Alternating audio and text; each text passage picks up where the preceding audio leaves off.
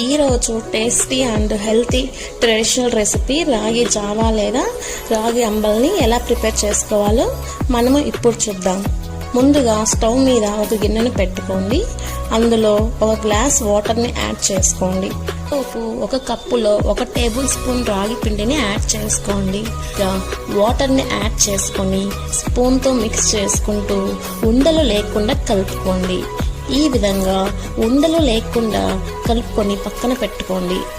ఈ రాగులలో fibre, protein, iron, calcium వంటివి ఎక్కువగా ఉంటాయి కాబట్టి ఏ ఏజ్ గ్రూప్కైనా మంచి హెల్తీ రెసిపీ అన్నమాట ఉంది. ఇప్పుడు ఇందులోకి మజ్జిగను యాడ్ చేసుకొని మిక్స్ చేసుకుందాము. జావాని గ్లాస్లోకి యాడ్ చేసుకొని సర్వ్ చేసుకోండి. అంతేనండి, ఎంతో టేస్టీగా ట్రెడిషనల్గా తయారు చేసుకునే రాగి జావా రెడీ అయిపోయిందన్నమాట. మరెందుకు ఆలస్యం, ఫుల్ రెసిపీ కోసం కింద లింక్ ఇచ్చాను, చూసేయండి.